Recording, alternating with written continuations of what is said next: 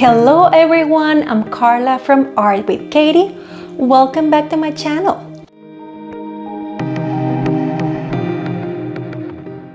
Yes, you're in the correct channel. This is where I share with you everything that I know about bullet journaling, organization, planning, doodles, and art.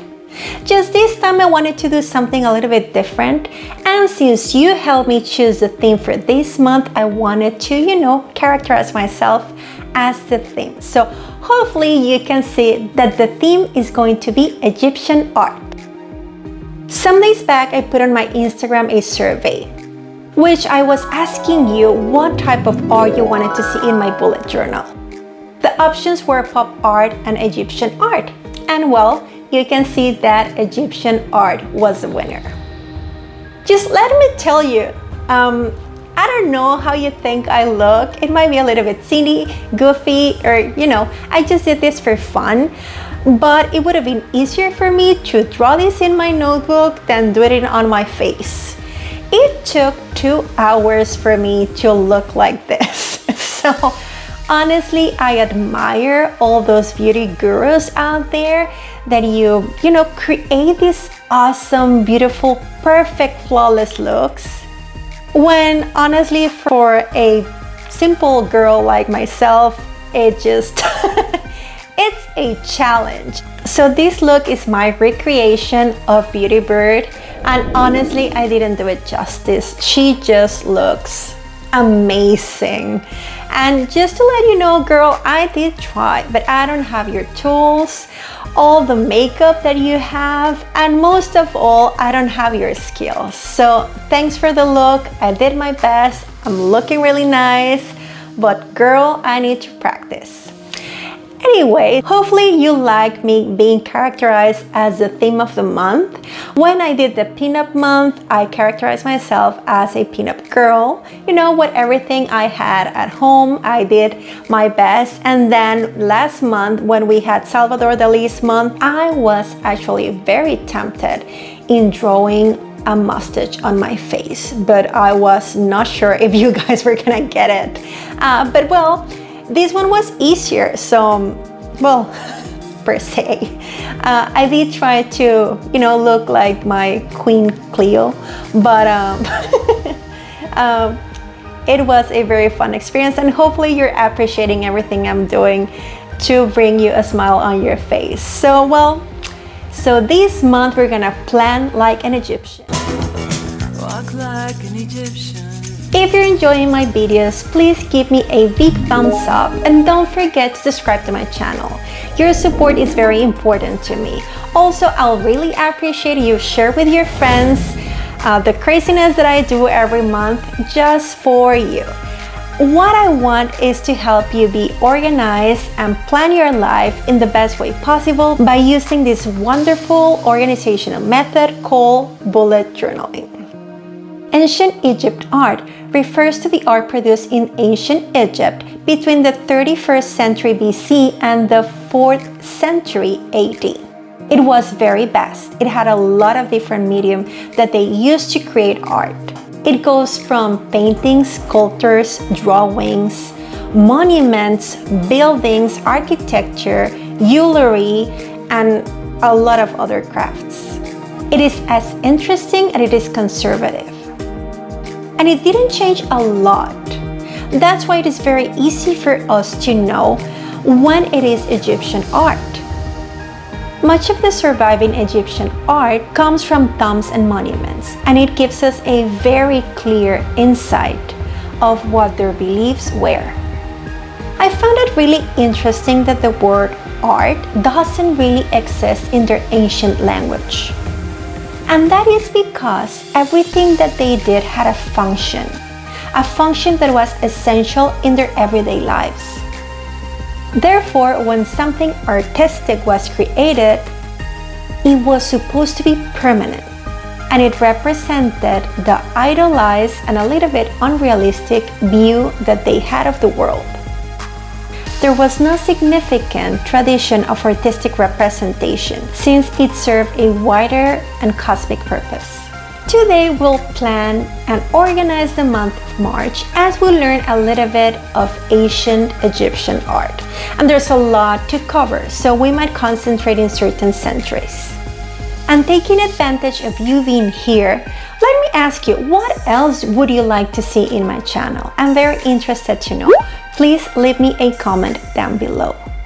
Hope that you're ready with your notebook and supplies, and you also have something to drink and snack on. I know we're gonna have so much fun planning this month. So let's do this. I'll see you at the end of the video. I don't know about you, but when I think about Egypt, what comes to mind is pyramids, tombs, painting, papyrus, and of course, Cleopatra and Akhenaten. So I'll do my best to concentrate on the Old and the New Kingdom periods. Oh no. I was so distracted with the theme that I wanted to develop and everything that was happening around me that I didn't stop to think much of what I was supposed to be doing. I know, it seems incredible, right? But I messed up something as simple as writing the correct month on the cover. You can imagine that I was really upset and disappointed, and I thought of ripping up the page and starting over again. But I didn't. I decided to take a break and come back to it with a clearer head. Sometimes it is good to step back and get your mind away from the situation. It was because of this action that I could refocus and think that I had a solution that was very simple. A piece of colored paper was everything that I needed to save my planning. That way, I didn't have to start from scratch.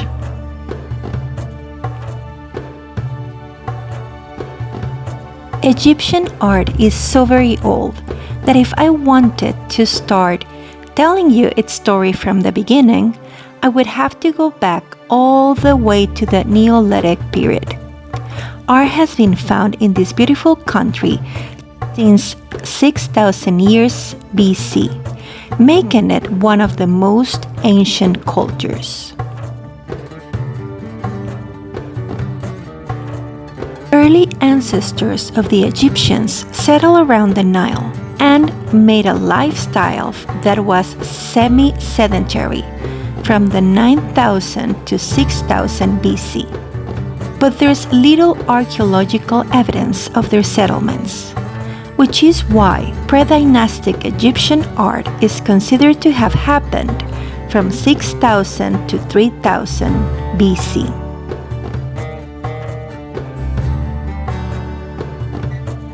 Now, in early dynastic Egypt, there's unification between Upper and Lower Egypt during the first couple of dynasties. And the Old Kingdom Egypt begins around 2686 BC. This period encompasses the reign of the Great Pyramid builders, which is why it sometimes is also referred to as Age of the Pyramids. The pyramids of Giza were constructed then, and Egypt attained its first peak of civilization and the kingdom periods, which are the Middle Kingdom and the New Kingdom from 2055 to 1069 BC. Here in the cover, I did a drawing of Cleopatra. There I put the original drawing and I just doodled a little bit to have her in my bullet journal for the month of March.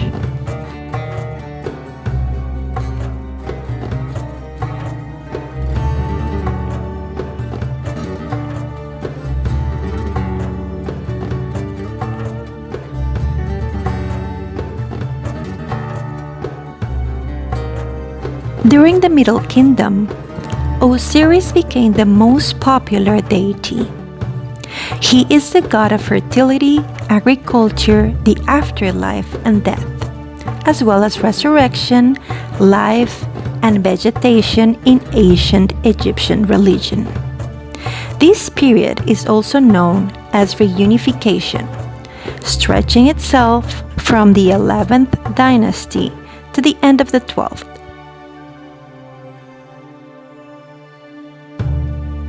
While the New Kingdom covered from the 18th, the 19th, and the 20th dynasties. It was Egypt's most prosperous time and marked the peak of its power.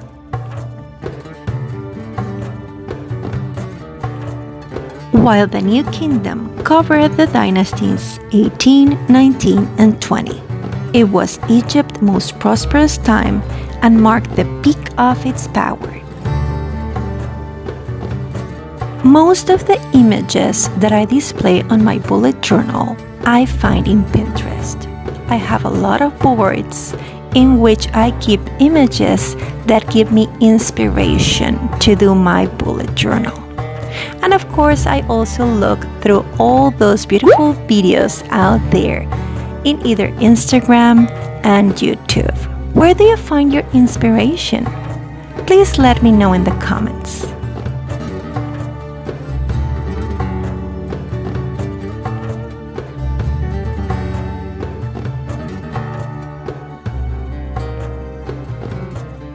Egyptian art is easily distinguished from others since it's mostly constant throughout the years.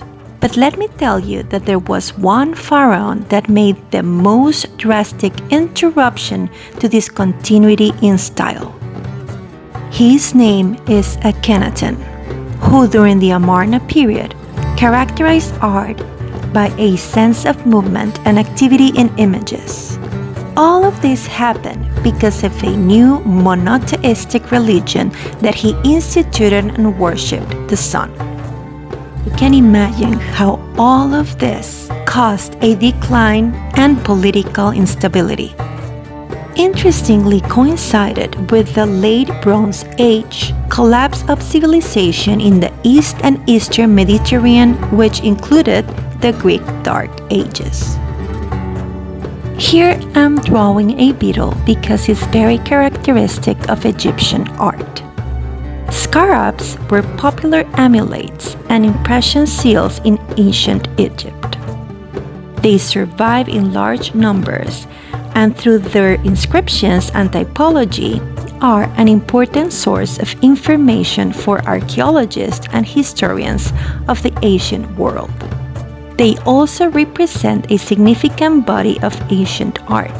Amulets in the form of scarab beetles had become enormously popular in ancient Egypt by the early Middle Kingdom and remained popular for the rest of the pharaonic period and beyond. By the early New Kingdom, heart scarabs had become part of the battery of amulets protecting mummies.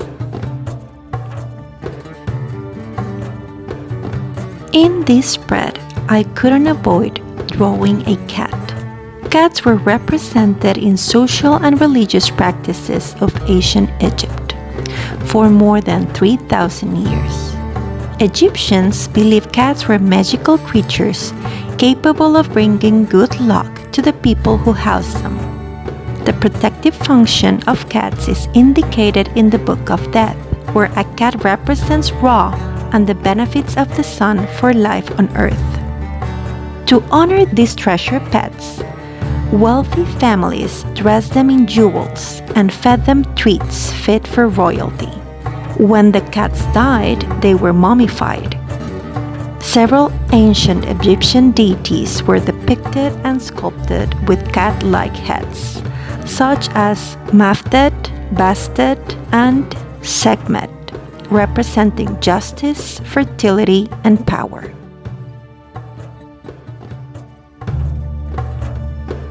Some of the materials that they used to create all this medium of art were veinous, glass, Egyptian blue, metals, wood, and lapis lazuli. Egyptians were particularly fond of the greenish shades, symbolic of dynamism and vital renewal. In the late period, turquoise, like lapis lazuli, was synonymous of joy and delight.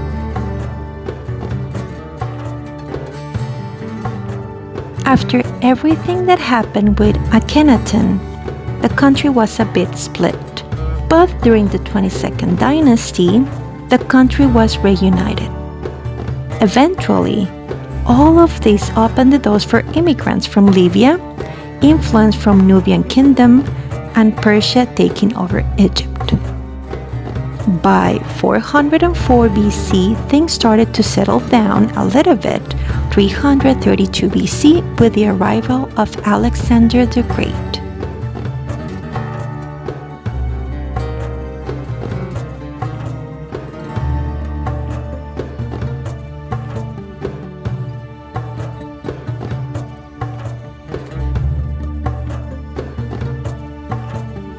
The late period is marked with the death of Alexander the Great and the start of Ptolemaic dynasty.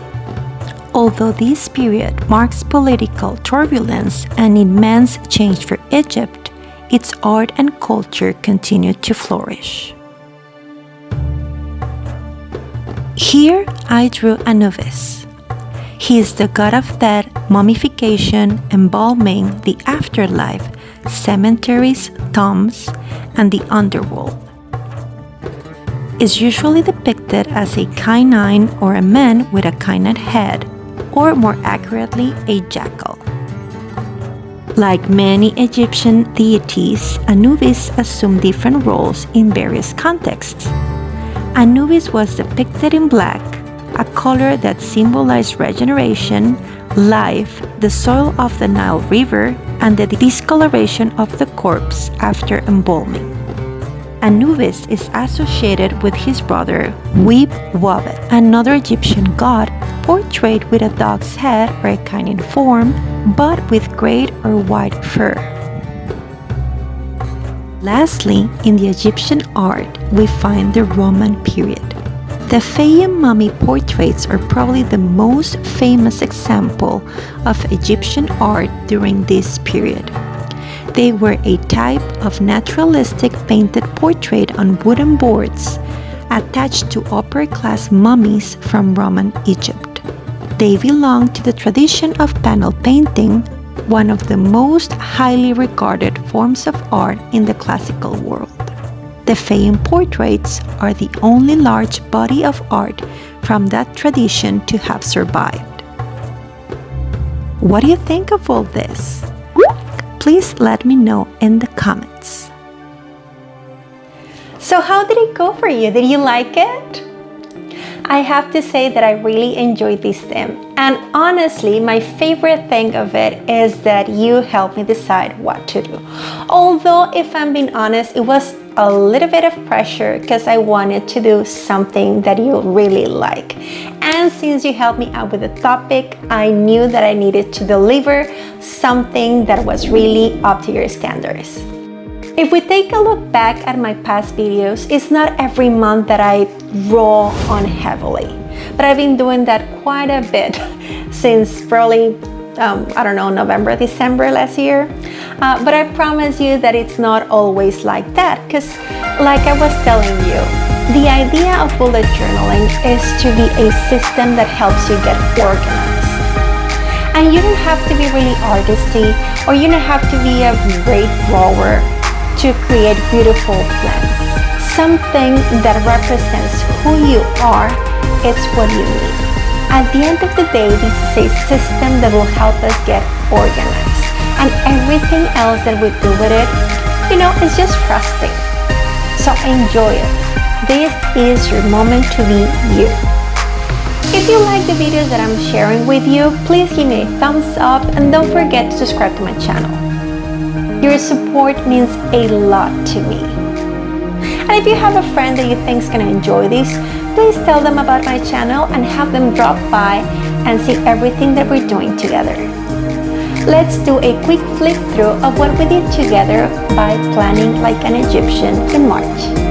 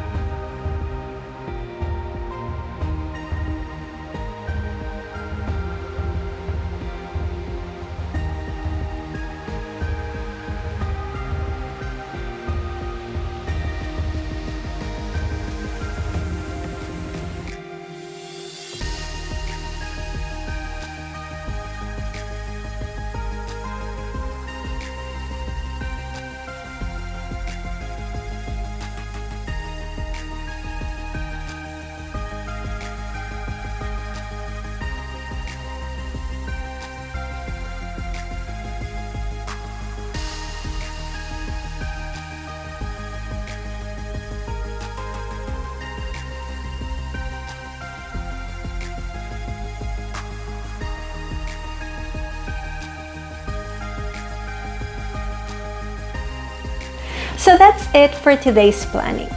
But before I go, I wanted to tell you that some days back, I shared with you my last year's weekly spread for March. It was a beautiful theme. It was Mehndi March, and it was inspired in Mehndi art.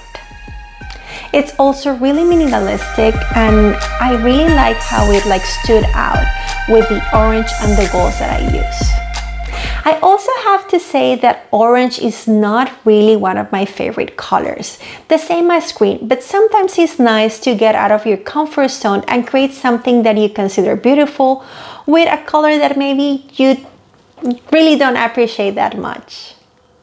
So I'll add my Plan With Me March of 2020, which was Mehndi March, around here so you can check that video out. If you're liking this minimalistic trend that apparently is something I do every March, just click that link and see the whole video. I had a lot of fun this month. Thank you for coming and joining me in all this silliness. And as I always tell you, keep creative, keep safe, and always, always be kind. And I'll see you soon. Bye. Please like and share my video. And don't forget to subscribe to my channel. See you next time!